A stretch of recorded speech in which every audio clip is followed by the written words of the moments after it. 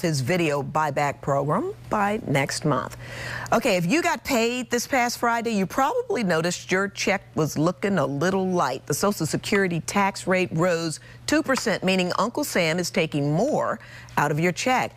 And that's not all. But what can you do? Financial experts Elliot Miller and Gene Marks have some ideas that may help ease your pain in the paycheck. Thanks, guys, for joining us tonight. Hey, Elliot. Thanks, Joyce. Hey, Gene. Hey, Joyce. Okay, so it wasn't such a happy new year for lots of our household budgets. First, explain what happened, Elliot.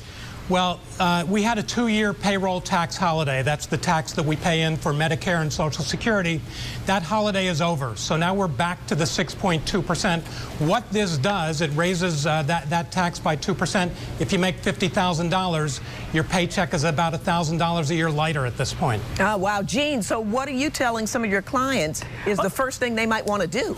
Joyce, before those guys get too busy, I'm telling everybody, you got to sit down with your accountant or your CPA. Try and do it as sooner rather than later for 2 reasons, right? Number one is let them evaluate your personal tax situation and see if there's any good tax planning they can do with you. But number two, so many of us sometimes over withhold our taxes on our paychecks. They might be able to advise a different calculation, different types of exemptions for you, so you're not withholding. Because when you over withhold, that money stays with the IRS. You're not earning any interest on it, so why give it to them when you can have it in your own pocket? That's a good point. What else, Elliot? Right. Well, you know, for the longer term savings, you really want to look at your 401k and your IRA possibilities. That can help you.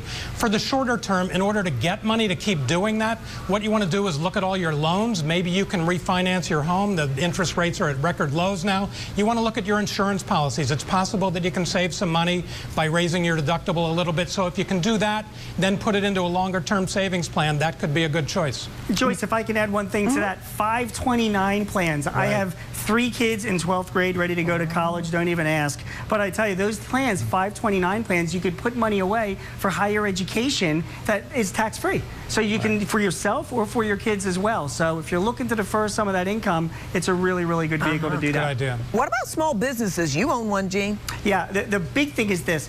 Take advantage of the Section 179 deduction. What that is, Joyce, is, and this was extended by the fiscal cliff resolution, now small businesses can still deduct up to $500,000 for capital expenses. So if you're buying equipment or software, computers, or things like that, instead of depreciating it, you can take the full deduction for it right away. So I really recommend that you take a look at that and talk to your accountant about it. And real quick, any chance that Congress might reinstate some of this tax relief we got used to? No, all the discussions now are going to be about spending cuts and the debt ceiling.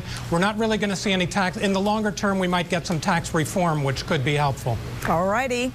Thanks, Gene Marks. Elliot Miller, thank you for joining us tonight. You can see more of Gene and Elliot's tips on myfoxphilly.com. Thanks, guys. Thanks, Joyce. A lot, Joyce. All right. Happy New Year.